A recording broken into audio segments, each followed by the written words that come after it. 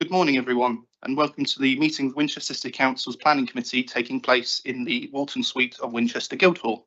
It is Wednesday, the 16th of July, and the time is 9:30 in the morning. My name is Councillor Jonathan Williams, and today is Chair of the Planning Committee. Around the table, we have other elected members of the committee, and we are supported today by a number of officers.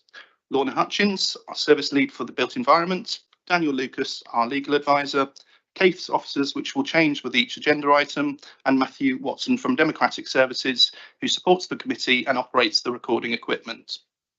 This meeting is being live streamed and recorded to the Council's YouTube channel. Subtitles are available and advice on how to turn these on is set out on our website. Please ensure that your mobile phones and any other electronic devices are on silent or turned off entirely. In the unlikely event that there is a need to evacuate the building, the fire alarm will sound. Please follow all of the instructions given to you by our team. Please make sure you have a look at the handout provided on your chairs or on the information slides displayed as you walked in and during the breaks for further guidance about this meeting. To ensure the smooth running of the meeting, I ask that nobody calls out from the back of the room during the proceedings. In accordance with our public speaking protocols, those who have registered to speak will be able to address the meeting for their allotted time. If there is any disruption of the proceedings and the work of the committee is not respected, it may be necessary to temporarily adjourn the meeting. Finally, can I welcome members of the public to the meeting? Those of you who have registered to speak, I will call you forward when it is your turn to make your contribution. Members of the committee may ask you questions of clarification, so please remain at the microphone until after the members' questions.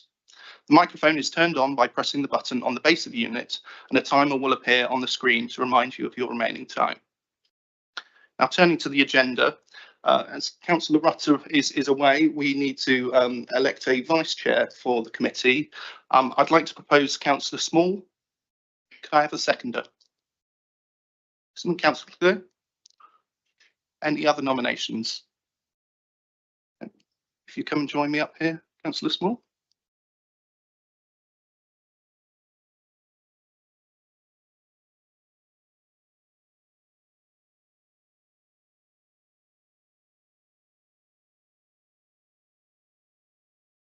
Excellent.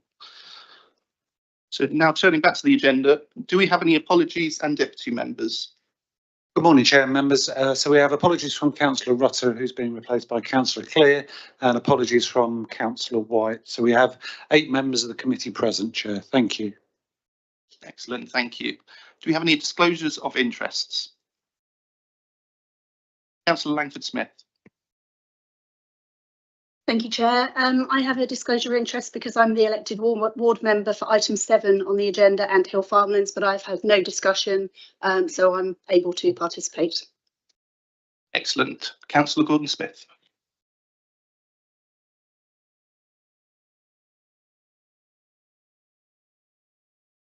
So, sorry, Chair, could the councillor put the microphone on? Yeah, sorry, I'm the ward councillor for Alresford, where item 8 Albury Barnes is, but I have had no discussion with anybody there. Excellent, thank you. And I too have a declaration to declare. I need to declare that I have a disclosable pecuniary interest in respect of items on the agenda today due to my additional role as a Hampshire County Councillor. However, as there is no material conflict of interest regarding these items, I have a dispensation granted by the Ordnance and Governance Committee that enables me to speak and vote on these items. Additionally, I have to declare that I am the County Councillor for the area where the Bournefields item 9 item is being considered, but I have had no discussions with the parish or applicants or anybody regarding the item.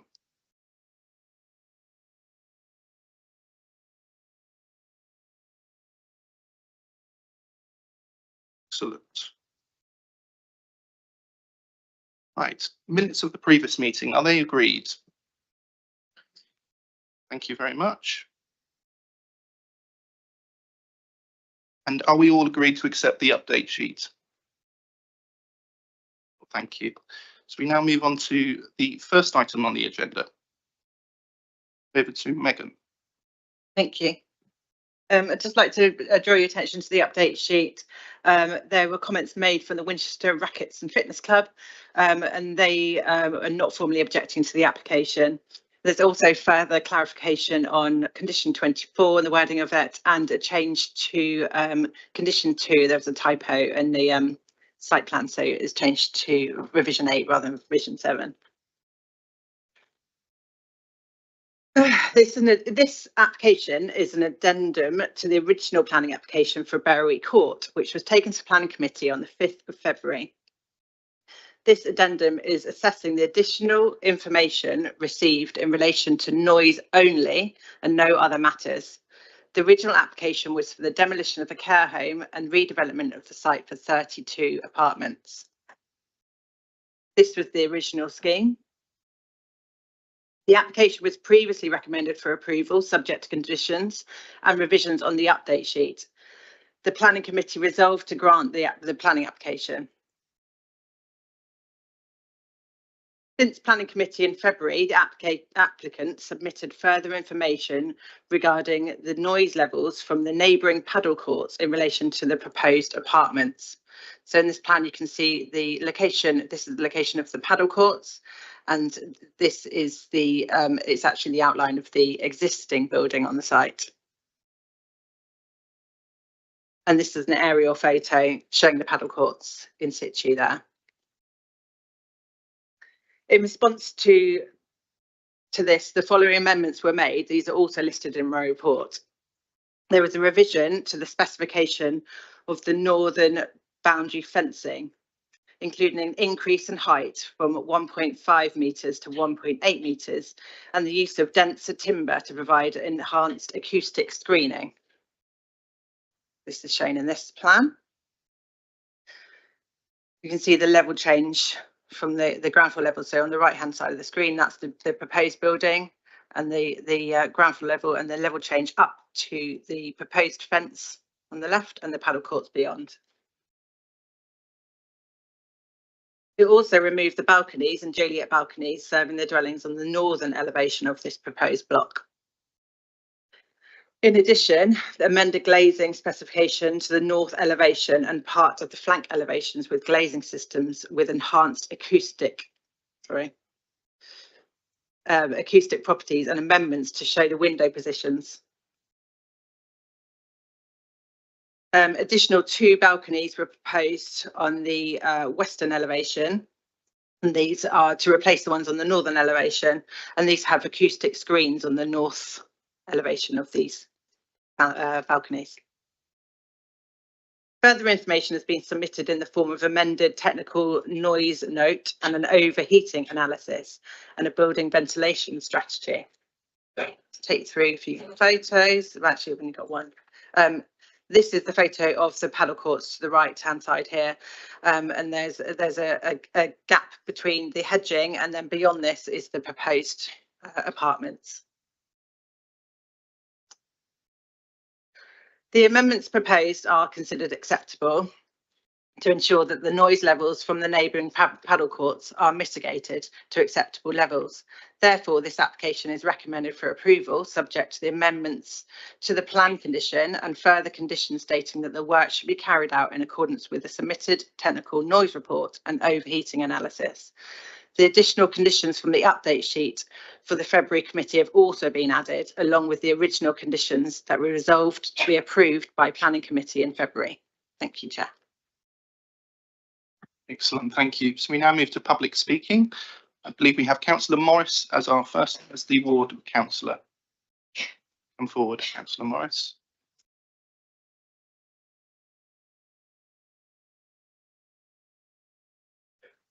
Hello, good morning, everyone.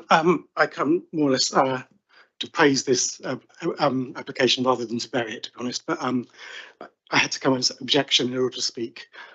Firstly, I thank the case officer for the clarification about what we're considering today, because obviously there's been quite a number of objections from residents from other items, including parking spaces and no development. And it is really useful to have the clarification that that is not within the scope of today's meeting, and we can't rehearse those arguments again today. That's already been, and even if we did, the outcome would be the same, so there'd be no point. The reason we're here is because the developers have first they modified the design in response to the officers on the original plan, and then when the Bracket Club raised the issue of the sound, they've modified it again. And because it's substantially different from the previously approved application, we need to come back to this meeting. So the question which you need to consider is the element known as an agent of change, which is, or informally you might regard it as the "we were here first" situation. And it's paragraph 200 of the National Planning Policy Framework, which I'm sure you're all familiar with. So when I read it out, you'll be extremely, you better read it, you better sing along with me. It's that planning policies and decisions must assure that a new development, such as this, can be integrated effectively with existing businesses and community facilities, such as sports clubs, so it applies here. Existing businesses and facilities should not have unreasonable restrictions placed on them as a result of development permitted after they were established. You need to be, when you approve this, or if you approve this, you need to be absolutely certain that the residents of the new development will not have reasonable grounds of objecting, finding the paddle court, the racket court, operating as it does now as a nuisance. To give a tiny bit of context, the Racket Club has been served with a noise abatement notice by residents in another part of the area, and any sort of noise nuisance is necessarily going to be subjective due to context and, you know, acoustic properties of the neighbourhood and so on. But paddle is it's a similar game to tennis, but the court is about half the size. So it necessarily becomes a game where people are hitting the ball twice as often as they would with tennis. And if a tennis court is then divided into two paddle courts, you have the ball being hit approximately 4 times as often as it would be if there was a tennis match playing there. And the game is slightly faster, the ball is slightly different. So rather than it sounding like every sort of 2 seconds, you get every half second. So it might not necessarily be a louder sound, but because of the nature of the sound and the frequency in terms of how often it happens, it may be regarded as more of a nuisance than a tennis court. Effectively, what we want to be is the committee needs to be absolutely sure that the proposal by the planning will mitigate this nuisance, and that at no point in the future should the Racket Club be served with a noise abatement notice by the residents of the new development. And this is good for everyone. This is good for the Racket Club. They don't want to be served with a notice. We don't want the residents of the new development to be annoyed by paddle courts, and we don't want the developers having trouble selling their properties or whatever because there is an issue with the sound. I was going to come with a sort of a vague sort of suggestion, but because the Racket Club have actually come with a condition that they would like you to consider, I would endorse that as being a very satisfactory way of resolving the issue, and then going with that condition to then approve the application. One other thing is that the committee aims to confirm with the environmental health officer that they are completely satisfied, and can go on the record to say they're completely satisfied, that the acoustic wall on the barrier, they regard that as being sufficient to mitigate the noise for the ground floor amenity flats, to a point that it should not, in some future date, be considered a nuisance with any reasonable criteria. Okay, so like I say, I commend the developers for all the cooperation they've done in changing design and implementing residents' concerns. Not all of them. There's still some, I'm sure people still complain, but I ask you to consider the Racket Club's condition. Thank you very much. Thank you, Councillor Morris. Do we have any questions from members? Clarification? No? Excellent. You may return to the public gallery. And next up, we have the supporter, Daniel Wiseman. You come on forward. I think it's not been long since you last spoke, so I think you know how to operate the microphone. and you have 3 minutes when you start speaking. Thank you, Chair. Thank you, councillors, and thank you, officers. You'll be pleased to know I don't have a speech. I just wanted to take this opportunity to be here to ask you to ask questions, but also to thank officers, both Megan, the case officer, heads of service, and indeed your environmental health officers who've worked really hard with us and the club to come forward with this solution that enables residents to live in a comfortable environment, the club to operate in the manner which it wishes to do so, and for new residents to have lovely homes to live in. So basically, thank you, everybody. I'm happy to take any questions you may have. Thank you very much. Excellent. Any questions from members? Councillor Lehman? Thank you, Chair. Just a quick question on the acoustic wall. Does that come up as higher than the top windows of the flats? It's a 3-story elevation on that northern side. It does protect the terrace to that ground floor apartment, and the upper floors have a different treatment. They all have acoustic glazing. They all have a mechanical ventilation system that enables them to have their windows closed and have cool air brought into the building. So there's a variety of solutions that are there to operate, because the club doesn't operate all the time. The permission is till 9 in the evening. So we naturally want residents to be able to open their windows at certain times. But if there is a particularly noisy game, and it can vary depending on the standard of play, if someone's particularly good and particularly aggressive, they can close their windows but still maintain that fresh and cool air. So a variety of solutions. Any other members? The Councillor Gunn-Smith. Just a question. There are proper acoustic fences, such as are used along motorways, that work by being loosely mounted, and as such they're able to absorb the sound waves. Whereas your scheme seems to rely on just having very heavy timber boarding, which would it not tend to reflect the noise rather than absorb it?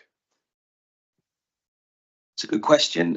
In this instance, and we did consider those sorts of timber solutions with neoprene layers in the middle, but in this instance, because of the hedge as well and the distance between the noise source to the acoustic fence, so it's Ardent, who are the acoustic engineers, said that the denser timber, which is a dense timber, is the best solution in this case.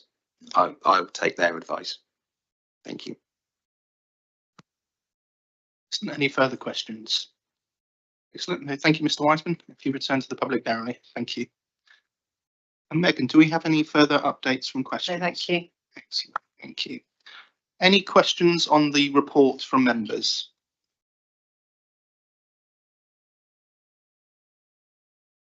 No? Excellent. We'll move to debate then. Any debate? Councillor Langford-Smith. Thank you, Chair. I have to say I'm very pleased to see the increase in the fence height. I know when we were on the site visit, there was quite a significant build-up. In fact, there were dozens of balls on site. So hopefully the increase in fence height will mitigate that. And I'm very pleased to see the removal of balconies and the improved acoustics. I think that is significant mitigation measures. I'm happy to support the officer's recommendation. Any further debate from members? No.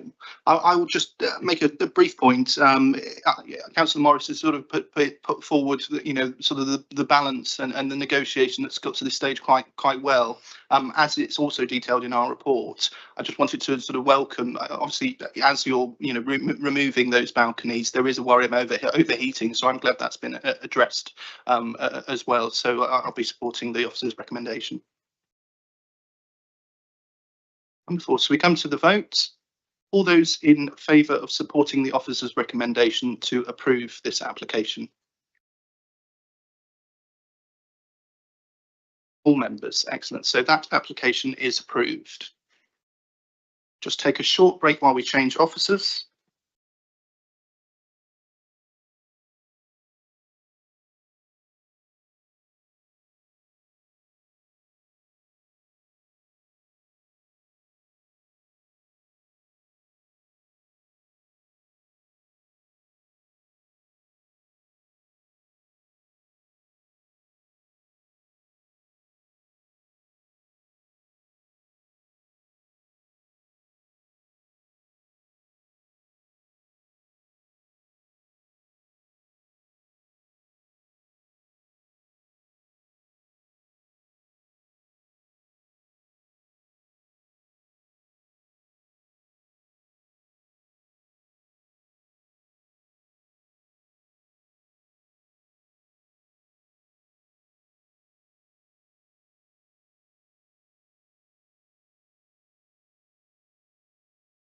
Wonderful. So we move on to the next application, which is Anthill Farmlands, Denmead, and our presenting officer is Rose Chapman.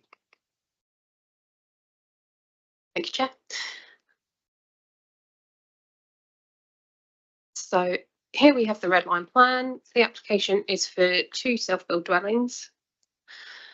On this plan, you can see Hambledon Road that lies to the east of the site. There are some existing dwellings that run to the east and the north. The haven is also located to the south. This dotted line and square shows the line of some electricity lines and a pylon. There is a sink located to the west here. As you can see, there are some existing structures that form garages and a barn that are used for the agricultural use of the site at present. There is an existing shared access point from Hambledon Road that runs to the north along here at the point of the cursor. And there is an existing farm access approximately here at the point of the cursor to access the rest of the fields. There's also a pond located at the south end of the field. Yeah. So here we have an aerial view of the site. The purple line that you can see to the south and to the north, these are represent the settlement boundary for Denmead. So the site is outside of the settlement boundary. You can just about see here, these are the pylons and the pond, and the sink you can see here as well to the west.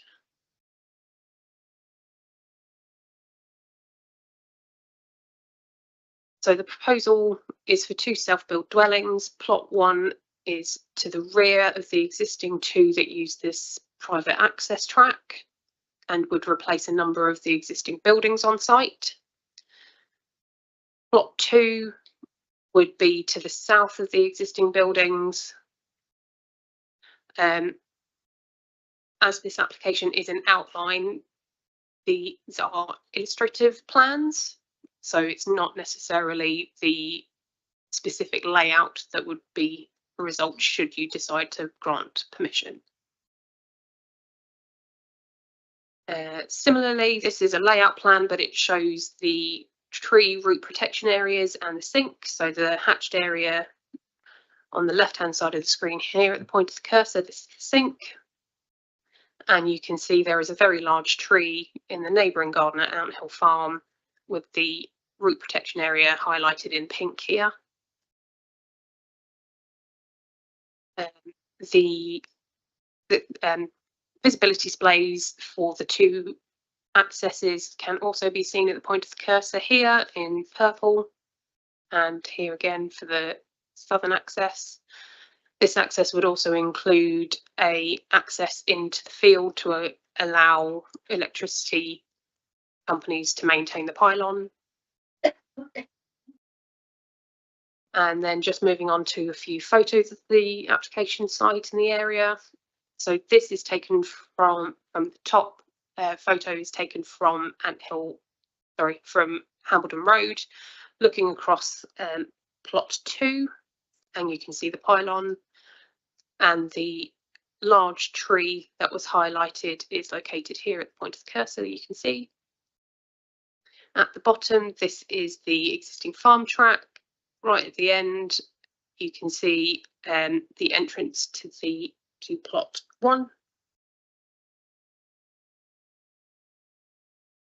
So at the top, this is a view from Anthill Farm from one of their living rooms. So this is looking towards where plot 1 would approximately be. It would just about be visible here based on this layout. However, it should be noted, as I said previously, this is illustrative, therefore the final layout has not been determined at this point. At the bottom, this is a view from the amenity area of Anthill Farmhouse. You can just about see the haven at the bottom of the hill here. And then we have some photos from within the site. These are some of the garage buildings that would be removed at the top. And at the bottom is the barn that is proposed to be removed. There's another angle of the barn to be removed, and you can see the large tree. And at the bottom is a view from the rear of plot 1. You can see the haven at the bottom and the pylon. At the top, this is a view from the rear of plot 2, looking towards Hambledon Road. And at the bottom, this is a view looking towards the site from the haven. So plot 1 would be visible at the point of the cursor here. Plot 2 would be approximately in this location here. The recommendation is to refuse. Thank you. Excellent. Thank you very much. We now move to public speaking. Our first speaker is the Parish Council representative, Councillor Clay. If you come on forward. You press the button on the microphone and start speaking when you're ready, and then you'll have 3 minutes. Thank you, councillors. Denmead Parish Council raises a strong objection on the following grounds. The application is contrary to the policy MTRA4 Winchester District Council Local Plan Part 1 2013, as it would result in new dwellings in a countryside location with no justification or operational or agricultural need identified. The revised Denmead neighbourhood plan is looking to include self-build plots within the settlement boundary. A previous planning inspectorate report states that a proposed dwelling on plot 1 would be an unwelcome intrusion. And finally, the Parish Council does not believe that both plots can be classified as self-build plots. That's it. Thanks. Excellent. Very quick. Any questions from any members at all? No? Excellent. Thank you very much. If you return to the public gallery.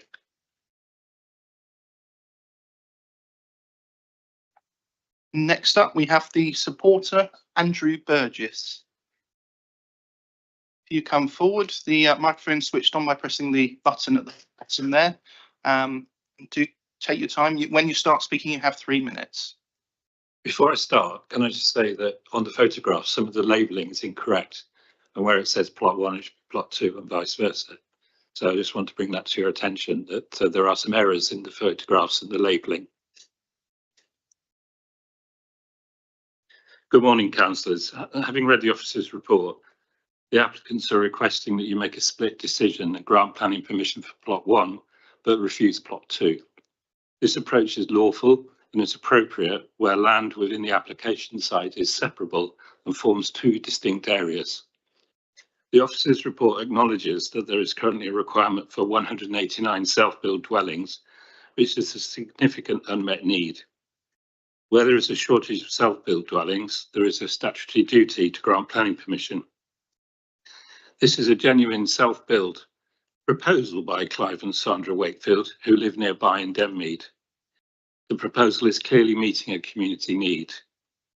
In respect of impacts on character and appearance of the area, the officer's report notes that plot 1 has existing farm buildings and will be screened from main views around the site and would replace existing buildings making use of previously developed land.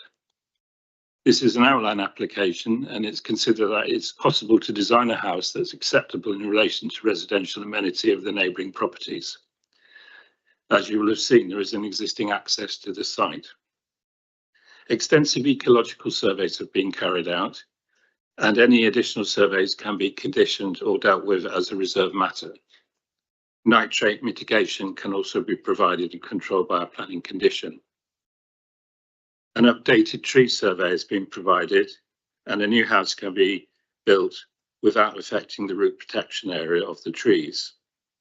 And again, this can be controlled through a planning condition and reserve matters application. The planning issues relating to plot 1 have been addressed sufficiently that outline planning permission can be granted, and the details provided as part of a reserve matters application in the future.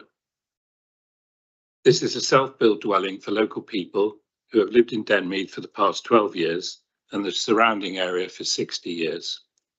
Plot 1 will not result in visual or physical harm to the rural character of the area, and is on a site with existing buildings and development, which would be replaced by a high quality designed house controlled through a reserved matters application.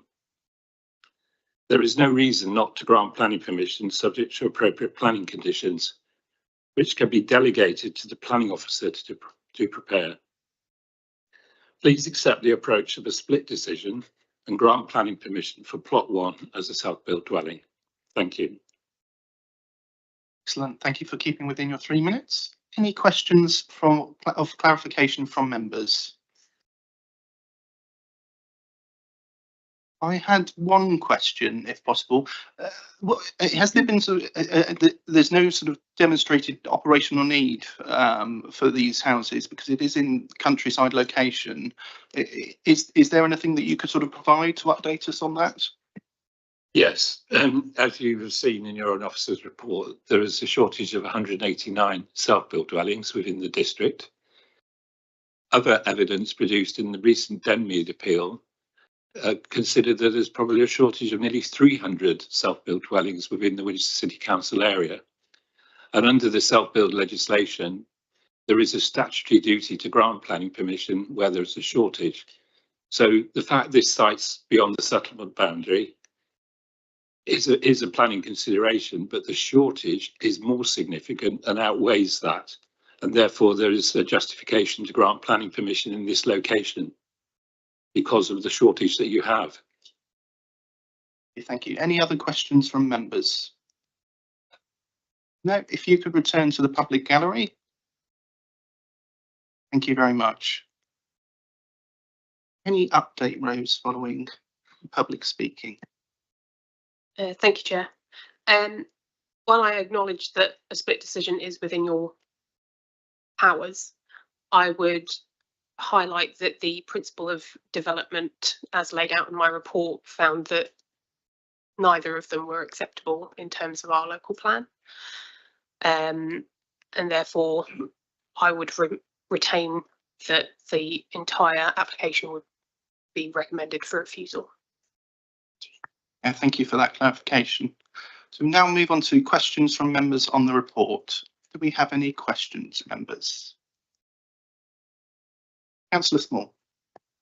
Thank you, Chair. It was just a question about the access road. So it was brought up, I believe, by the parish council that even they only have access for the looking after animals or farmland. Is that correct? I mean, no, it's not in our decision. I'm just curious more than anything. So it's a privately owned access track. So what I think you're referring to is the covenants that go with the access use. So my understanding is currently that due to the covenants, they can only be accessed for the looking after animals, maintaining the farmlands. But in order to get that changed, that would be a civil matter. So it's not something that is a material consideration for this application. Any further questions from members? No. We'll move on to debate then. Anybody for debate? Councillor Aaron. Thank you, Chair. I can see that there is a need for self-build, although I'm not sufficiently knowledgeable to know exactly, how great that need is. But I am clear in my own mind that this is contrary to our local plan, and I can't see any reason why we should go against the local plan in this way. I don't see a justification for it. So I will be voting in support of the officer's recommendation. Any further members for debate? Councillor Langford-Smith. Thank you, Chair. Just to say that the Emerging Neighbourhood Plan will allocate 6 self-build plots within the new allocation of 100 dwellings. So I appreciate its limited weight because of the fact it is only emerging, but I will re-emphasise the fact that this is outside of the settlement boundary and there is no necessary need for dwellings in the countryside. Thank you. Excellent. I will put in my contribution, if that's okay. No, I completely agree. The self-builds, and as it's laid out in the report, should be within the settlement boundary as a first go-to. And as there is no operational need that's been provided for, either of the self-builds, I'll be supporting the officer's recommendation, as this is contrary to the Denmead Neighbourhood Plan, and as say falls within MTRA 4. So I'll be supporting the officer's recommendation. Any further contribution to debate? So we move to the vote. Can I see all those that are in support of the officer's recommendation to refuse this application? Excellent, thank you very much. I think we'll take a short 5-minute break before the next item, or 10 minutes? Oh, 5-minute break, just to grab another coffee.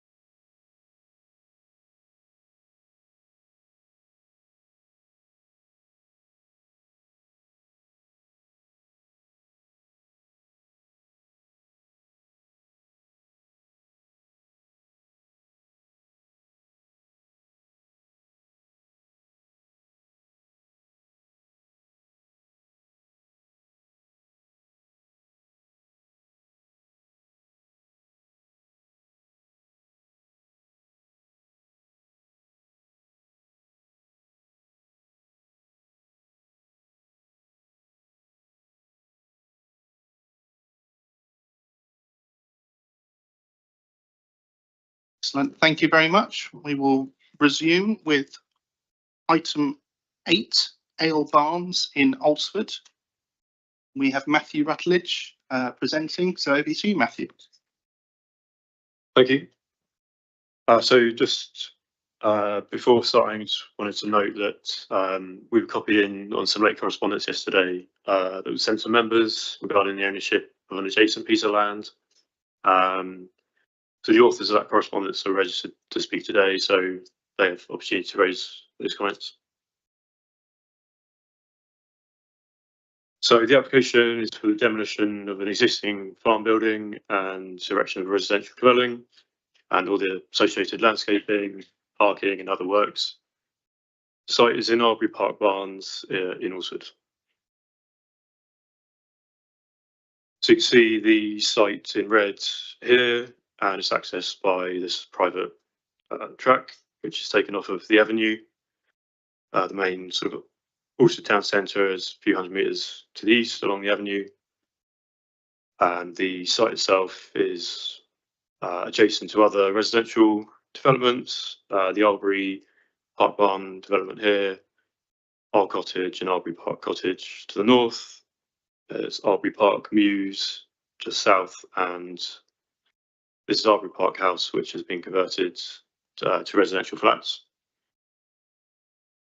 So the site is in a countryside location where a new dwelling would typically not be permitted due to conflicting with policy MTRA4 of the local plan.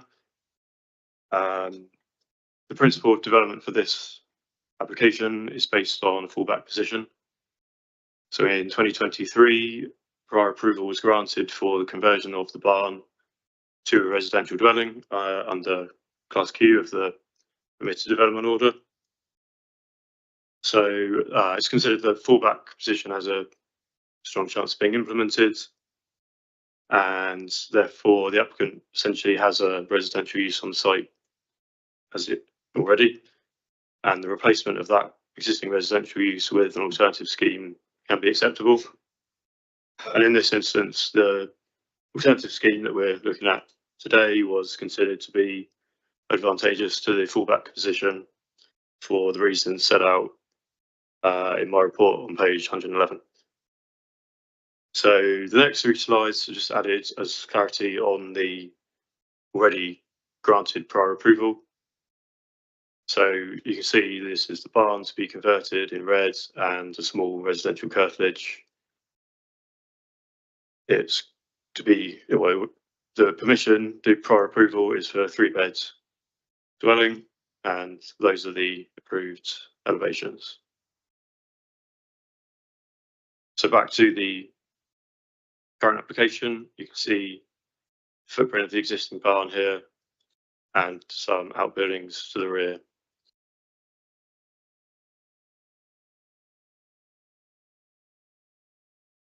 So on the proposed site plan, the current access to the site is to be retained and used. There's a proposed bin collection area, driveway and parking to the front, grass area and hard paving patio area to the rear. The existing outbuildings are to be repaired and retained, and the existing boundary treatments will also be retained. So this is the existing floor plan of the barn and the outbuildings to the rear. And here we have the proposed floor plan.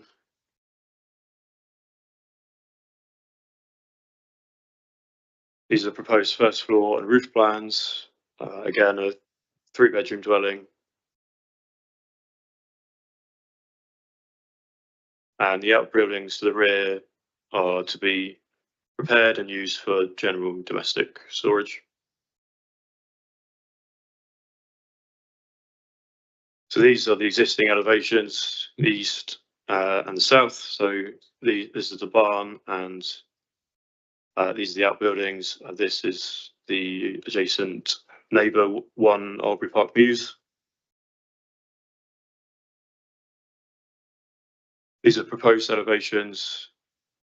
The general shape and form of the barn is retained, although you can see a chimney and porch areas added.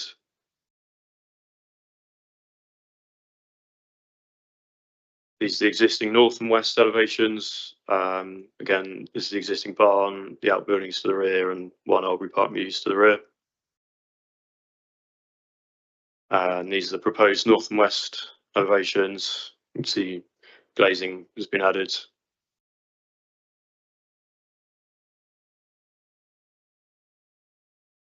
Again, these are the outbuildings at the rear of the site, so they are to be retained, and the existing damaged roofs will be repaired.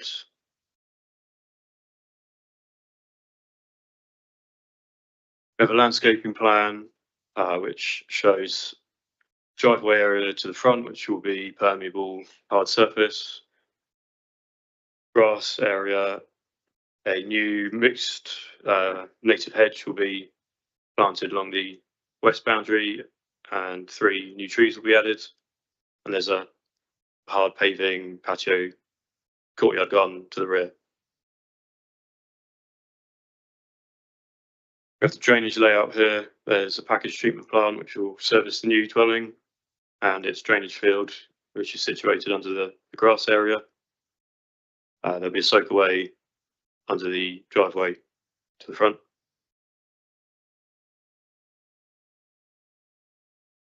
So moving on to some photos of the site. This is the adjacent residential development, Albury Park Barns. This is just before you access the site. There's a parking turning area and this carport. In the background here is Old Cottage. This is looking across the front of the site. You see the existing barn and hard standing Albury Park House. This is the flats in the rear. Again, looking towards the rear, you see the dilapidated outbuildings, one Albury Park Mews and Albury Park House. The existing barn and the access to the site, which is currently gated. The west and south elevation of the existing barn. The adjacent neighbour here, the old bothy.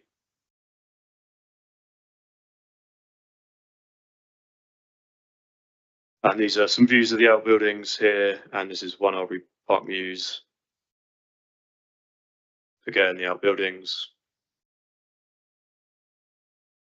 These are some pigsty type structures which will be removed. So we're looking at the west boundary. This is another adjacent neighbour, Heron House, with its curtilage enclosed by this fence. Just looking west across this strip of land, which is in private ownership. Beyond that is agricultural land.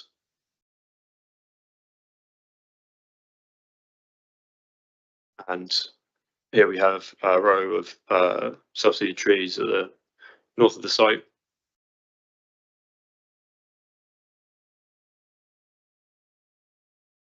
And that concludes my presentation. Recommendations for approval on the basis that the scheme is more advantageous than the fallback as described. Thank you. Excellent. Thank you, Matthew. So now we move to public speaking. We have the first speaker, which is an objector, Ina Tillett. Come on forward. Welcome. And you'll have 3 minutes from when you start speaking, and if you press the button at the base of the microphone to turn the microphone on. Thank you very much. Just like to really point out that some of the presumptions that have been made by the planning officer with regards to the property or the immediate the garden next to the site, the planning officers referred to them as being part of the Albury Park House grounds. It's not the case. It's a garden which is in private ownership with myself and my partner, and we've owned it for some 10 years and enjoy it because it's very private and it's not overlooked at all by any of the other properties in the area. Obviously, if this is allowed in full, then the Juliet balcony at high level will overview the garden and therefore would make would be, and also vice versa, we would be able to see into their bedroom. So we would like to bring that to the attention of the committee, that this is not the facts that they've based their decision on. Also, finally, it does mention in the here about the applicants having engaged with the neighbours. As far as I'm aware, I've never had any engagement with anybody in terms of the applicant on this. So again, that's factually incorrect. They have not engaged with the local people, as far as I'm aware. Thank you very much. Excellent. No, thank you very much. Do we have any questions of clarification from members? Councillor Gordon-Smith. Sorry, just a quick question. I'm not sure which house you actually do live in. I live in Butler's Cottage, which is attached Yeah, to, I know. but not actually part of the Albury Park house. Indeed. Okay, thank you. Any further questions of clarification? Councillor Langford-Smith. Thank you, Chair. I, like Councillor Gordon-Smith, was struggling to, I don't know the area, so I was struggling to identify specifically where your house is located. I wonder if you could bring up the plan and it be pointed out, please.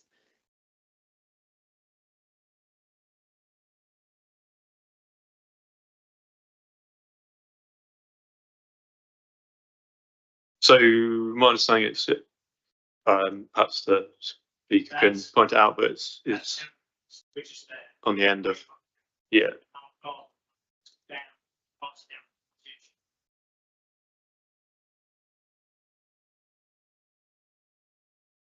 That's the piece of land. Yes, that is that.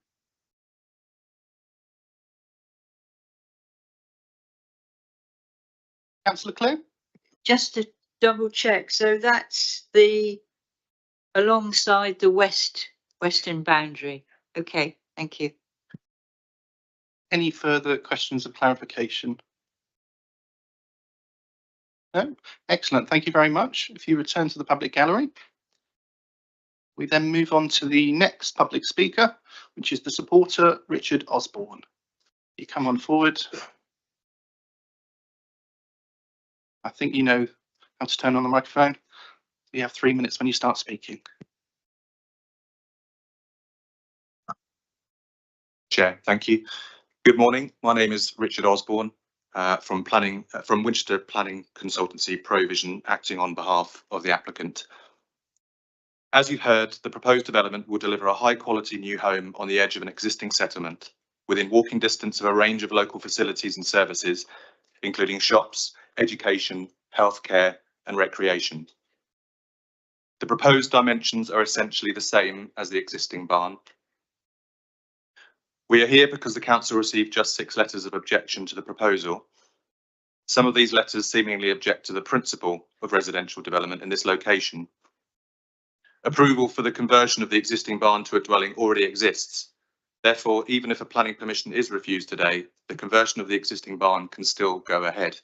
However, the purpose of this application is to provide a better form of development than the conversion can provide. This proposal will deliver a far more energy efficient dwelling than the conversion by using modern construction techniques, with conditions securing at least a 19% improvement over building regulations and preliminary calculations suggesting closer to 25%.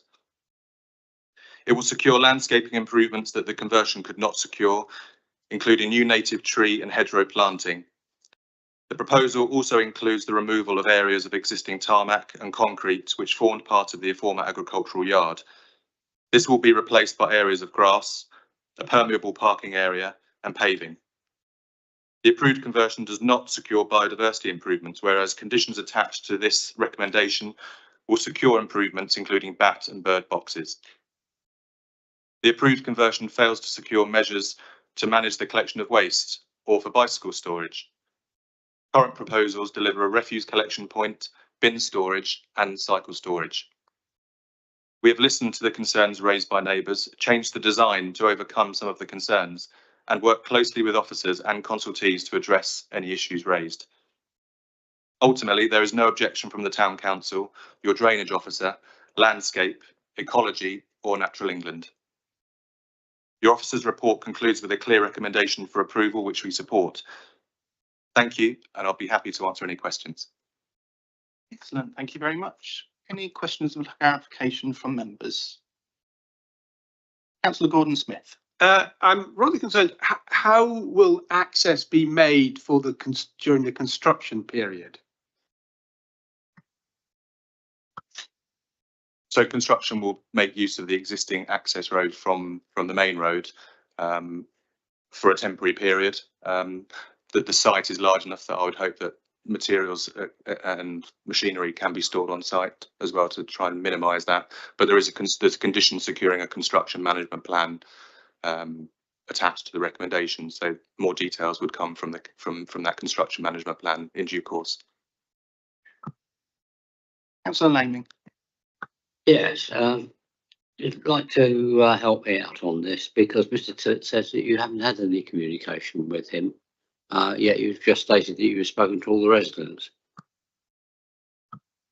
So communication was carried out through the residents committee, as I understand it. I don't know if the objector is part of that committee, but rather than as with individual, it went through the residents committee. Any further questions, members? No. Excellent. Thank you very much. If you return to the public gallery. Matthew, do we have any updates from public speaking? Just to say the adjacent land to the west that we just heard about, it doesn't have a residential use. The planning history shows a previous application for a lawful development certificate to try and establish residential use, but that failed. There's a dismissed appeal subsequent to that. So yeah, that land doesn't have a domestic garden use. Excellent. So just to clarify, so the land to the west isn't a private garden? Yeah, correct. Thank you. So we move on to questions on the whole report. Any questions? Councillor Aaron. Thank you. I just want to be clear about this overlooking issue. So as I see it on the map there, in order to look up into the bedroom or to be looked down from the bedroom, you'd have to go right to the end of that garden. Where, because it looks as though the house is well back from the new property.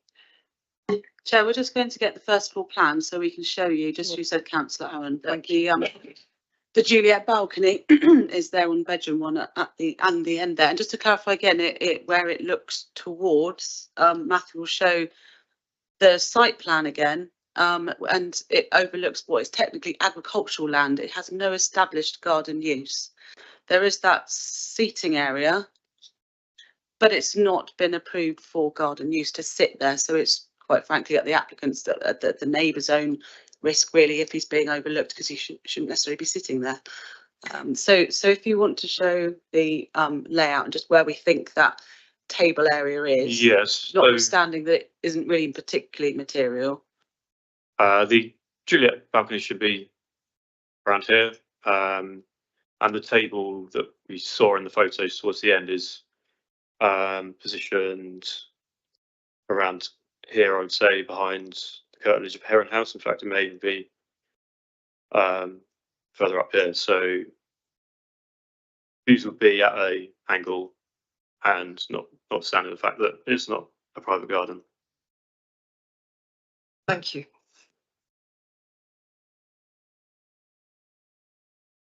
You've got a different plan, Matthew, because I think it's actually further west in that larger piece of land. Well spotted. Yeah, there. So yeah, so it's in this piece of land behind the curtilage of Heron House. So what we're saying with, even if it was garden area, the distance and the angle means it's not directly overlooked, but notwithstanding that, there's really little weight that you would put on the need for privacy in that area because it is technically agricultural land. Got it. Thank you very much. I think, councillors, you have to bear in mind that that argument was run before the council for a lawful development certificate. So that area of land, as claimed by the speaker, has been garden. It was actually applied for a lawful development certificate. That means they were of the view that it has been established as garden for 10 years. It was refused by the council. It went to the planning inspectorate, and the planning inspectorate dismissed the appeal, agree wholeheartedly with the council that that is not garden land, i.e. C3 use. Therefore, the fallback is it's agricultural. So the question is that Juliet balcony is not looking over any garden land or amenity land.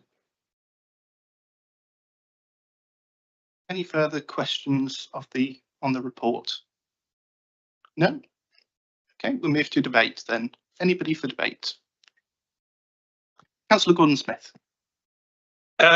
Yes, I know this site quite well. And I mean, I think I've made my feelings known about Class Q developments and previous things. I won't say them again. I can see in this case, the development principle's been accepted. But I think you can see there's the other problem with Class Q is that they're trying to fit inside the building envelope, which isn't very satisfactory. However, I mean, there's a sort of blackmail, isn't there? If you don't accept this, you're going to get something worse, which puts us in a rather invidious position. However, we don't have any choice, I think, but to accept it or get worse. I do have a concern, and that is that there's an awful lot of these ancillary buildings which are put down as bicycle store. Well, actually, the ancillary buildings, the floor area of them is about 2/3 of the actual house itself. And you do wonder what might be coming down the line. But as I said, I think we have to accept it in its present form. So I will not be objecting. Thank you, Councillor Gordon-Smith. Any further contributions to debate? I think we're just checking that following your contribution, that the outbuildings are conditioned to be ancillary to the main building.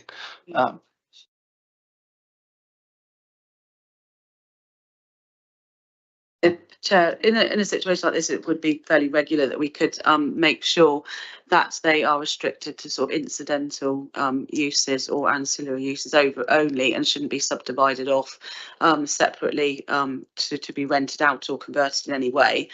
Even though that is actually a material change of use anyway, that is just a bit of a belt and braces approach. So I would recommend that we could attach that condition. Excellent. Are members happy with that? Yeah, wonderful. Any further contribution to debate? No. So we move on to the officers, the decision, which is the officer's recommendation to approve this application. Can I see all those in favour to approve the application?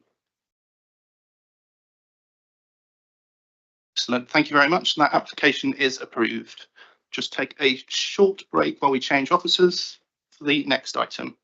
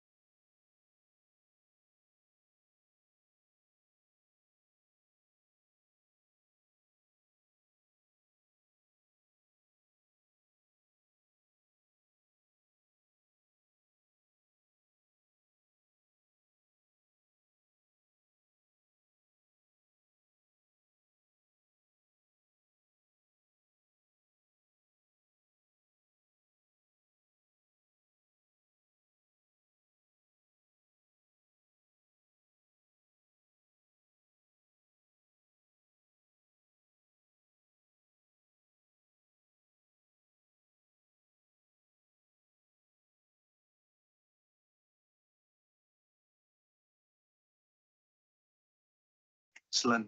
So now we move to our next item, which is item 9, Hayfield Bournefields in Twyford. And our presenting officer is Lisa Booth. Over to you, Lisa. Thank you, Chairman. I just bring your attention, there's an update sheet which had an additional condition on for construction management, and there have been a few more objections that have come in, but these from people that have already objected and that are within the report anyway, but I have listed them in the update sheet. So we're dealing with Hayfields, which is a large detached dwelling in Twyford, and it's within the settlement boundary. It's set on an 0.81 acre plot with parking and turning area with an in-out drive to the front and a detached garage to the west of the site. Public right of way runs along the end of the very long garden, which is here. It goes from here down to there. Bournefields is quite cul-de-sac dead-end road, generally characterised by large dwellings of some variety in age and design. The land descends from the road to the properties on the south side to the north, with countryside beyond, which is very evident as a backdrop through the houses. The properties to the north side of Bournefields are on a higher land, but are generally set back in their plots with mature vegetation to the front boundaries. Proposal is for the demolition of the existing dwelling and the redevelopment of the site with 2 numbered dwellings, 1 replacement and 1 additional. As I've said before, Bournefields is characterised by large dwellings in large plots with some denser development on the north side of the road. The 2 dwellings proposed will face the road with the existing access points reconfigured for both plots. So you can see here there's 2 access points which already has, but they'll be reconfigured. They were similar in design to each other, but we use different materials on each dwelling to differentiate between them. The design and footprint result in a mirrored pair of L-shaped dwellings at a 2-storey height with a low single-storey extension at the rear, which you can see here with the green roof. The length of the dwellings are broken up by a change in levels, feature chimneys and a cat slide roof extension. Sorry, there you go. The mass of the houses is reduced by stepping the floor levels in accordance with the natural terrain. The existing dwelling and its detached garage sit almost entirely across the plot. It's considered that by breaking the massing in 2, this allows the development to provide views through to the Sylvain landscape of the National Park behind and provide soft landscaping through the centre of the dwellings, forming a more natural division between the plots. The plots will have improved boundary planting and native mixed hedging, which will be an improvement in the street scene from the current laurel hedge boundary hedge. Although the dwellings would be seen in the street scene, the proposals would not substantially alter the scale and character of the surroundings and the wider setting of the National Park. Each plot is approximately 24 metres wide and between 68 metres and 80 metres to the rear boundary to the south. The plots provide ample space for the detached homes to be sited with distances to neighbours being a minimum, sorry, I'll just go back to the plan, so a minimum of 11.9 metres from corners, which is here, and 8.3 metres from Glendale. The existing house is built 6 metres from Glendale. Siting of the dwellings is similar in position to the existing property, but will have a projection slightly forward of Glendale, which is here, to provide, this will be the attached garage here. The plots will remain spacious and therefore in keeping with the spatial characteristics of the area, with landscaping between them and to the front and side boundaries. Discussions were undertaken regarding the provision of 3 smaller dwellings on the site, but it was considered that this will compromise the character of the area, as they would all have to be sited along the road frontage and would introduce further parking paraphernalia and would lead to a cramped frontage. The proposed design of the dwellings has been amended from the original submission in order to avoid elongated mass along the boundaries of the neighbouring properties, Corners and Glendale. The L-shaped design reduces the built form seen from these properties and maintains a good distance between them. There is screen planting a good distance between plot 1 and Corners, and it's not considered that the proposed dwelling will result in overbearing impact on their amenities. The garden area will be maintained as it is now, so no detrimental impact is considered to be on the amenities. There's been a lot of discussion about the principle of this proposal with the parish council on objections. So I just want to go over the policy aspect of the proposal. So in regard to the policy and the principle of development, the site is located within the settlement boundary. So if we go back to this here, which you can see cuts across the gardens, the rear garden, which is this line here where my arrow is. Therefore, the principle of residential development is acceptable in accordance with policy SD25, SD27, SD30 of the South Downs Local Plan and HD3 of the Twyford Neighbourhood Plan. A pragmatic approach should be taken regarding the size of the additional dwelling. The South Downs National Park stance is that the onus should be on providing smaller homes, some of which should be suitable for families with children. However, planning permission will be granted for an alternative mix, provided that it is shown that site-specific considerations necessitate a different mix to ensure National Park Purpose 1 is met. It will therefore be up to the local planning authority to justify that an alternative mix is acceptable on this site, considering the characteristics of the plot and the surrounding area. It's noted that the character of the immediate area is larger dwellings on spacious plots, and that the length of size of the overall plot would not be conducive either physically or financially to build, sell or buy to a single smaller dwelling. The constraints of the plot include the settlement boundary line running through the middle of the plot, which restricts development to the frontage, which in turn would provide garden area sizes of 0.36 acres and 0.45 acres. The settlement boundary was altered when the Twyford Neighbourhood Plan was adopted, which has reduced the developable area to the frontage. Examples of backland development can be seen to the east of the site here and further along. The existing site has a plot area of 0.81 acres. Policy HN3 of the Twyford Neighbourhood Plan allows for new housing within the settlement boundary in line with policy SD25 of the South Downs Local Plan. A planning balance has to be made between the two plans, the South Downs Local Plan and the Twyford Neighbourhood Plan. And your officer has succinctly explained this in the report and the reasons given for the decision, which is not entirely in accordance with policy HM1 of the Twyford Neighbourhood Plan, which restricts the floor area of any proposed dwelling. Other policies of the South Downs Local Plan have also been taken into consideration and have to be balanced between both plans involved. It's been made quite clear that policy HM1 and SD27 could be appropriate on alternative sites and would be enforced as necessary. For example, a larger plot with, 20 houses or something like that. However, due to the site specifics on this site, it was not considered that in this instance that a reason for refusal based purely on policy HM1 of the Twyford Neighbourhood Plan could be justified. Policies SD25 and SD27 of the South Downs Local Plan and HM1 of the Twyford Neighbourhood Plan seek to cover a whole host of development sizes. As a planning officer, we need to make a planning judgment on the facts before us.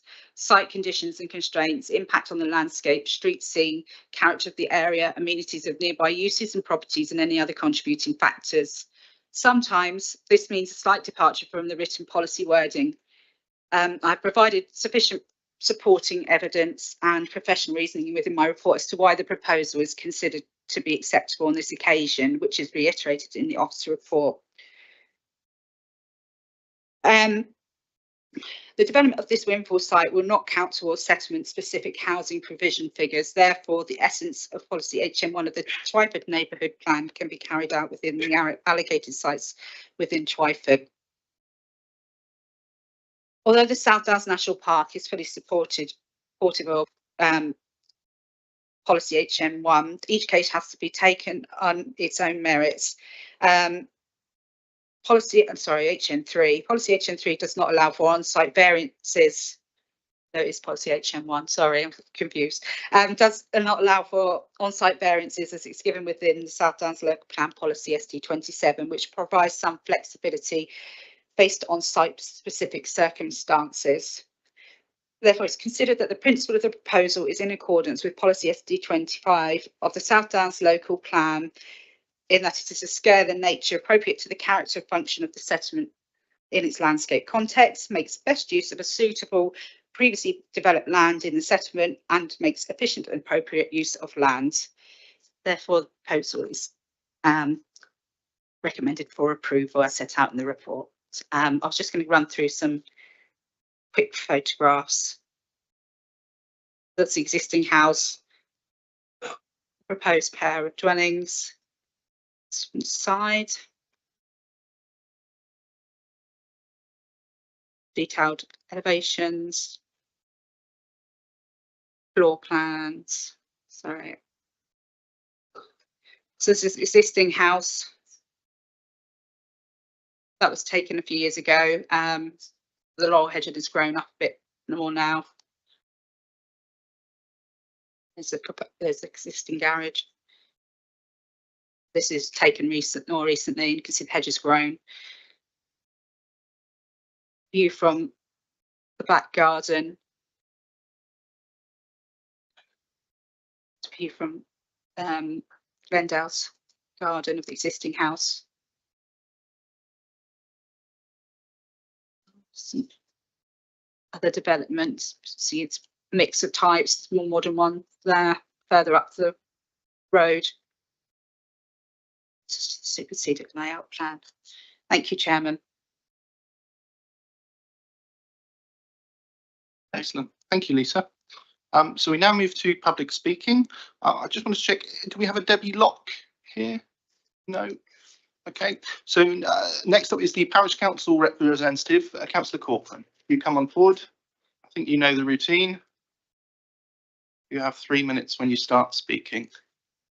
Sorry.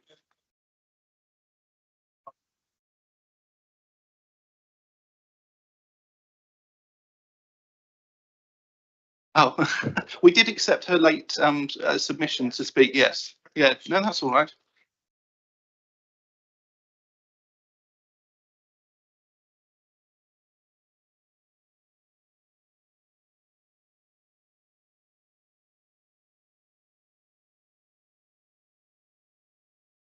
It was a great surprise to all of us in Twyford when this application surfaced after 4 years of being out of sight. That was right at the beginning of COVID. Just think what has changed in those 5 years.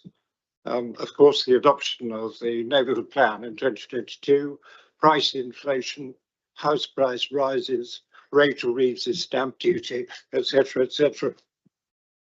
One modifies the planning system and the planning context, and the other the viability calculations on which a good deal of reliance is placed. But there's no corresponding change in the evidence submitted, or I might say in the officer's conclusions.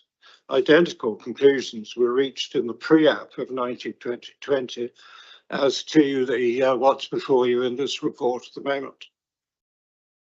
Anyway, here I am again representing the Parish Council, asking you on its behalf and of local residents to refuse the application. There are 3 main reasons. It's contrary to the policies of both National Park and the neighbourhood plan.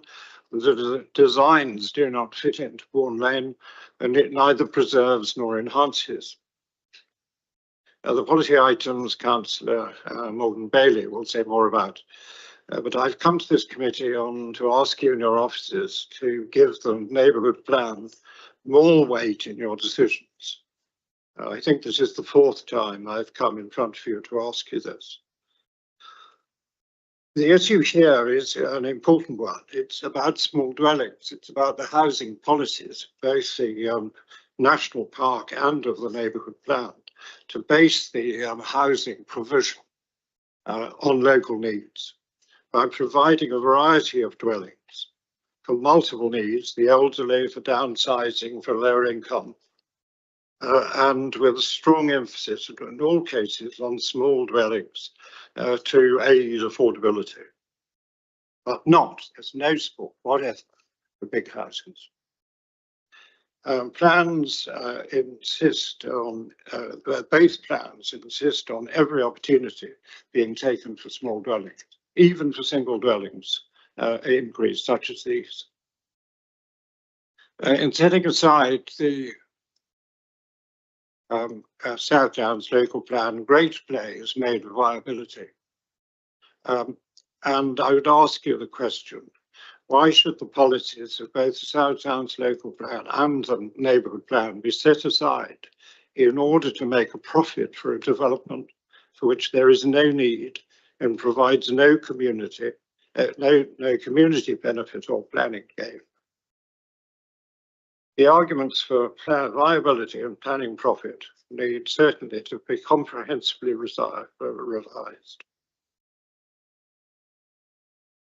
You could bring your remarks to a close. Sorry, Councillor Corcoran. Your 3 minutes have just expired. If you could bring your remarks to a close. Yes, I will. The house is architecturally designed and distinctive and should be preserved. Your duty is to preserve and enhance. Clearly, this does not preserve and it does not enhance. Thank you. Thank you. Any questions of clarification from members? No? Excellent. Thank you very much. If you could turn off the microphone and return to the public gallery. Thank you. Next up, we have the ward councillor, Councillor Bailey Morgan. Welcome to the Planning Committee. You have 5 minutes from when you start speaking. Over to you. Good morning, members, and good morning, officers. May I start by sharing Councillor Cook's apologies as she is unable to make this meeting today. So I've spoken with her and she is fully supportive of the position that I have come to. I've reviewed the application and supporting documents, including the objections by residents and that by Twyford Parish Council, which is laid out clearly in the officer's report. I've seen the site from over a fence and spoken to a group of concerned neighbours. I've also carefully considered the application in relation to both the South Downs local plan and the Twyford neighbourhood plan, which together, of course, form the development plan for this site. As I know you will be aware, decisions must be made in accordance with the development plan unless material conditions indicate otherwise. So that's where I'm going to focus today.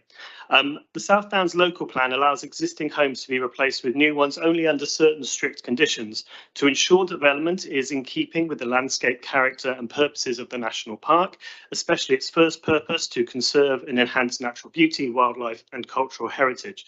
It also rightly sets out to meet local housing need with a strong emphasis on small, affordable and socially beneficial housing. Policy SD27 does not support the building of large high-end homes. It promotes a balanced mix of housing with an emphasis on 2- and 3-bed homes, not large 5-bedroom homes like the 2 proposed in this application.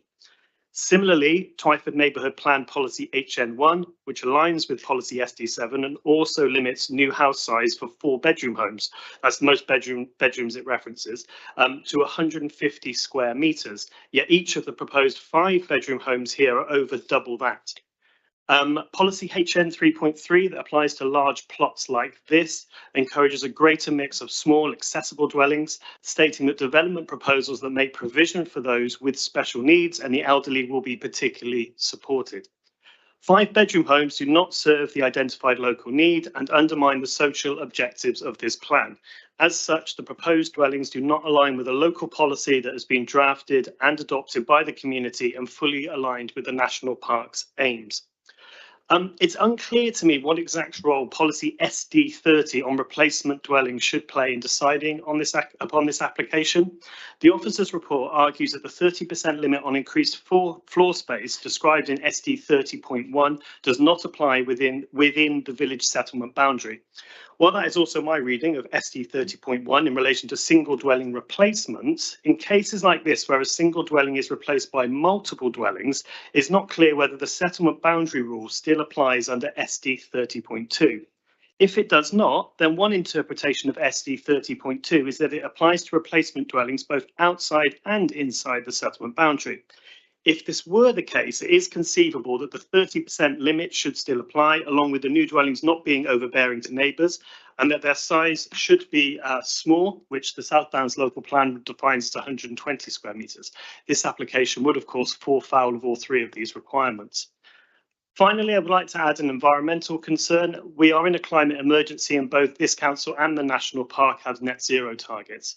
So alongside the other legitimate policy concerns I have raised, releasing all that embodied carbon by demolishing a home that arguably does not require it and replacing it with 2 new ones and all the carbon generation that entails is not aligned with these objectives.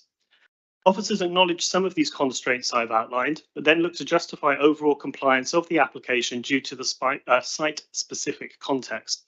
I personally believe the specific planning policy should continue to take precedence, and as such ask members to uphold both the Twyford Neighbourhood Plan and the South Downs Local Plan by refusing this application. Thank you. Excellent, thank you very much. If you just stay there just for the moment, any questions of clarification from members? No? Excellent, thank you very much. We now return to the officer following public speaking. Do you have any update at all, Lisa? No. No, wonderful. So we move to questions on the full report. Any questions, members? Councillor Aaron. Just clarification for me. The settlement boundary goes across in the sort of more or less the middle of the the 2 new plots if they happen. Does the fact that the long garden at the end is outside the settlement boundary, does that protect that land from being built on? Well, it would be under, in terms of the policies of the local plan, it would be treated as countryside, so we wouldn't allow you know, a new dwelling. So originally, as I say, it came in, there was as a pre-app, and they proposed dwellings at the rear, but because the settlement boundary was being changed and pulled back, we said no. So everything has to be within the frontage. So I mean, you can see where previous years where this house here, I mean, it's quite you can see it quite well from the garden and there as well. I think there may be some other ones sort of backland, called backland development. I'm not sure of the details of these, whether they're allowed on appeal, or I think actually one was, but could I ask another? So it would avoid that basically. Yeah, thanks. May I ask another question? Yeah. There was something that was alluded to about a proposal for smaller houses, or have I misinterpreted that some time ago? Yeah, obviously this is taken as well because obviously it's subject to nitrates and phosphates, so we've been waiting for phosphates credits to be available, which they've secured now. So therefore it's now come to committee. Yes, we did look at all options. We've had many meetings, and just to put smaller houses here, it's just the way it's balancing everything. As I've said before, it's just that planning balance and how it would appear in the smaller dwellings. You'd end up with the long plots as well. Would there be? They're not going to be affordable to anybody, are they? As a sort of elderly, to the garden areas and all that sort of thing, when people are downsizing. I have weighed, we've weighed it all up. And okay, thank you. Councillor Layman. Yeah. How much weight are you putting on the South Downs policies and the local village plan design statement? Because when we look at this property, the 2 properties you're putting up, the roof line suddenly drops to the bungalow next door, which seems to make the buildings overbearing in that particular street scene.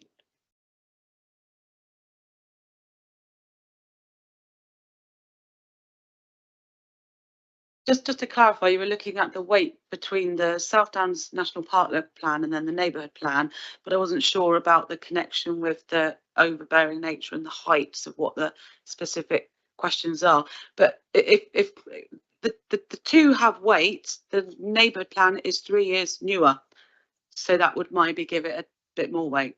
And in terms of the character type policies, I think they both have quite a range. Lisa, you might be able to say more there. It's a contextual analysis, and what we often find is you've got a smaller or lower property, and then on the other side a higher property, and this is somewhere in the middle, which is quite a good way of planning. Thank you. I was just trying to get 2 questions in one. Any further questions? Councillor Langford-Smith. Thank you, Chair. I'm slightly concerned about the size of the dwellings, in that we've heard from our speakers that the focus should be on 2 and 3 bedroom homes, not 5 bedroom. There is policy for 4 bedroom, but limited to 150 square metres. And these are at 300 square metres, in excess of 300 square metres. So I appreciate they're not going to be affordable dwellings in the definition of affordable, but would it not be considered that several smaller dwellings would be more appropriate and more in line with policy than 2 5-bedroom dwellings that are large? I think the simple answer to that, Chair, is yes. We are saying that those numbers that are in the policies, it doesn't comply with, but Lisa has pointed out the material considerations to take into account. And I think what you've got to remember as well, the proportionality. This is a small site, you're effectively getting 1 new dwelling. A lot of these policies are sort of written for sites where you're able to have a range of houses, a range of mixes. You're able to look at viability on, you're going to have more end value because you've got numerous properties. It's up to you members to decide whether you think the arguments that have been put forward, because they are larger houses, the policies do say that they should be a range of sizes. There is a policy that talks about in DM SD 30 that they should be no more than 30% where they're, so it does depart. And it's for members to make that consideration and whether you think that's acceptable or not. Is there anything you want to add to that, Lisa? SD 30 is for outside the settlement boundary, so it's not applicable. Thank you for clarification, Lisa. I think that just shows sometimes when you've got multiple policies through one local plan and you've got multiple policies for a neighbourhood plan, there's a lot of different parts in play, so you need to balance those things up. I was going to say, can I just read this from the beginning of the local plan, which it's it's quite relevant to this. It's important that the plan is read as a whole. All local plan policies should be viewed together and not in isolation in the preparation and consideration of planning applications. All development plan policies will be taken into account in determining planning applications along with other material considerations in a proportionate manner. The policies in this local plan do not list or cross-reference to all other policies that may be relevant. The core policies set out in the overarching principles of development for the national park. So it's just the way we try and balance everything up, and it sometimes doesn't mean one thing, but is there that specific reason for refusal that we could defend on appeal? Excellent. Councillor Laming. Thank you. We hear about viability. How much weight are we supposed to put on that? Because surely the developer pays the price that he thinks is relevant. That he can make a profit. It's not up to us to ensure that he makes a profit. So how much weight do we have to put on that? I know the government say that there has to be a profit for the builder, but in cases like this, I question whether that conflicts with the local plans. I suppose the simple answer is if there's no profit in it, people don't do things. So what you're looking at is you've got what arguments we're putting forward is you'll get one larger house extra and a redevelopment site that can deliver some additional benefits in the area. Or we contend that you probably get nothing. You'll get the site remaining as it is, because our assumptions from all the cases that have been put forward is that it's just not viable. We haven't asked for a viability assessment in this case because, again, sometimes it's disproportionate when you're just looking at such small developments like we would with the one that came to committee last time. Actually, it's coming back to committee another time than our application, but yeah, what was the name of it? Anyway, the point is, yes, we were asked for big viability statements when we're looking at like tens and tens of houses more. And again, I think it's for members to balance their views and see, do you think logically, using your common sense, weighing up the issues that we know affect land use values and why people deliver houses in the way they do you think those arguments are sound or not? Or do you find that there's harm? And then to explain further what you think the harm might be for having a house that is 5 bedrooms that's larger than the specified policy, and how does that affect housing need in Twyford? That's what you'd have to be able to demonstrate if you weren't happy with this larger property. Any further questions on the report? No, we'll move to debate then. Anybody for debate? Councillor Aaron? Yes, thank you. I'm having difficulty with this on the basis that, as far as I can see, there is no need for one more large house.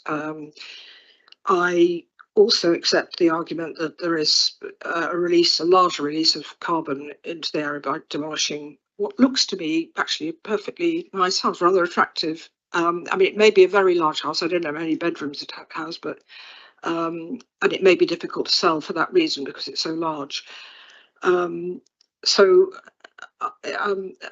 suppose my argument would be that if you can't build the houses that those local plans really want to be built, which is smaller houses, and I accept that, then on the whole, my instinct would be to leave it as it is, and not have these two houses built, which, you know, the only advantage of these houses, which aren't needed, is to the developer, which I accept that that's their business and that's what they want to do, but I'm not sure about it, and I'd be interested to hear other members' views, because I'm in two minds.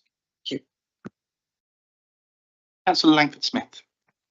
Thank you, Chair. Yeah, I reflect Councillor Aaron's comments. I'm also in two minds about this. It doesn't meet policy for the housing sizes, and I'm struggling with preserving and enhancing the national park as well. I'll be interested to hear other people's comments. Councillor Laming. This is a very difficult one because whilst it's always a good idea to have new houses because they're far more energy efficient, in this case, I think that the balance is outweighed by the need for local people to have affordable housing within the area. And I think we need to take into account the local plan and the release design statement. So therefore, I'm erring on the side of the fact that this is being driven by profit rather than the demand in the locality. So I'm not sure whether I can support this. Thanks, Councillor Laming. Councillor Gordon-Smith, sorry. Yes, I don't think I can support this. I think it seems to run counter to the South Wales National Park policies and to the Twyford local plan. And I think I've always tried to encourage local parishes and towns to develop their own plans. And I think we need to respect their democratic opinions. And as has been previously said, there's no pressing need for these houses. It doesn't match what's required. I grant you the viability means that they have to do two big houses, but there's no particular, we're not duty bound to help the developers. Chair, if I may, sorry to interrupt, I just want to put one point out there. We are in the settlement boundary, so that does mean there is a strong presumption in favour of new houses. They don't need to find a need necessarily to meet. They don't need to find a sort of a public balance to allow this. Just to put that point out there as well before you continue your considerations. Thank you, Chair. Councillor Clear. Thank you, Chair. I must say I agree with each of the councillors that have spoken so far. It's a pity, I think, at this planning, because neighbourhood plans take a few years for people on parish councils to sort out, and I think we should give them more weight, but we never seem to, really, in my opinion. Anyhow, I actually like the house as it is from what I've seen of the photographs there. And to be quite honest with you, why they can't preserve the existing house is beyond me, but we won't go into that. I just also think it's overdevelopment and overbearing. So I'm sorry, but I am on this occasion going against the officer. Thank you. Thank you very much. If I put my contribution forwards, I think everything that has been said in debate so far is very valid. This is sort of knife edge on the planning balance side of things. While we have it, while the settlement boundary sort of constrains the site on what could be developed, as well as sort of the local characteristics of the area, sort of having multiple sort of 2, 3, 4 beds would be sort of, it would extend beyond that settlement boundary and wouldn't sort of be in character of that particular area of Bournefields. That said, I do think because this is in the settlement boundary, I'm slightly leaning towards supporting the officer's recommendation. Although that there is, and I'm a big supporter, having lived in a rural market town whereby it's almost impossible to afford afford to live where you've grown up. I do support the 2 and 3 beds that are desperately needed, but at the same time, the addition of larger dwellings does enable people to upsize and move out of those smaller dwellings to enable others to move forward. Again, I feel as though this is very much on a sort of knife edge, but I feel as though it is just about acceptable in my opinion. So I'll be supporting the officer's recommendation.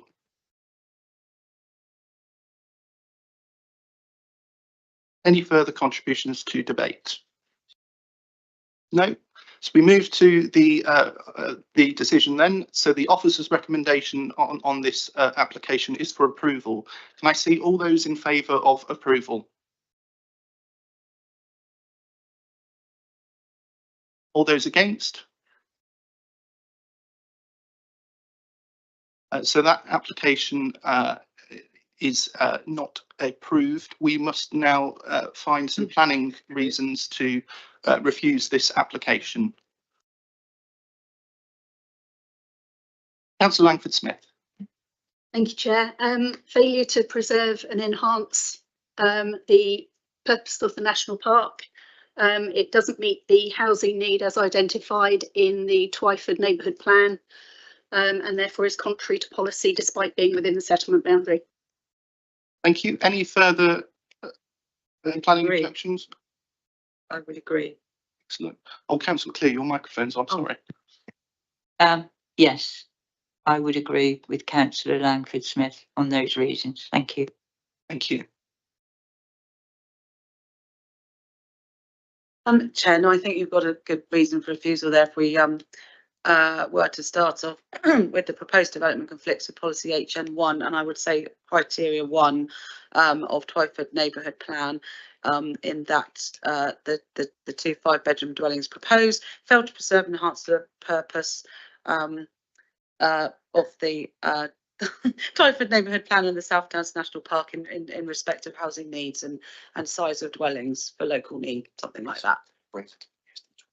Yeah, which then does be as Dan said. I'm just saying criteria 1 because it's a bit ambiguous on criteria 2 because these are 5-bed units, aren't they?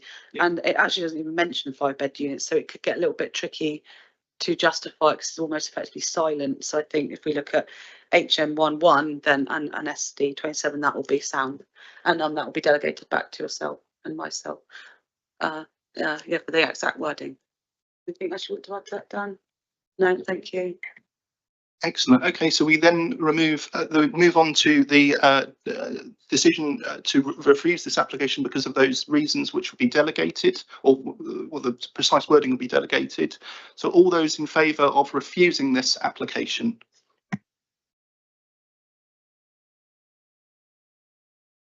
All those against? And abstentions?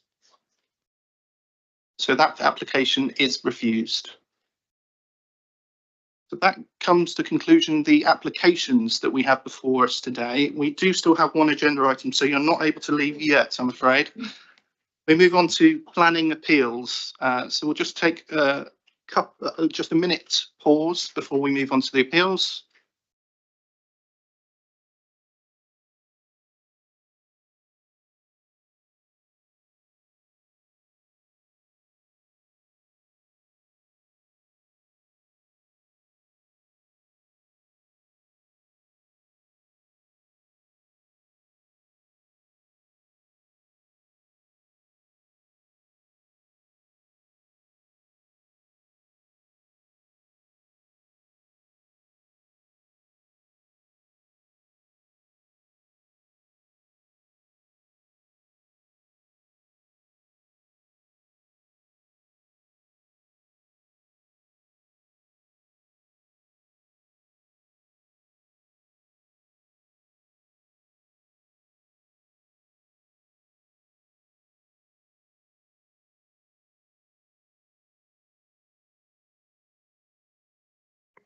Chair, we're bringing to you the appeals report, which covers April to June. And you can see the statistics on there. I won't go through it all, it's self-explanatory, but it's good sound record. I'm just going to bring to your attention appeals where there's been a committee decision, whether they've been were in accordance with the recommendation or not, and raise points that I think were interesting and relevant.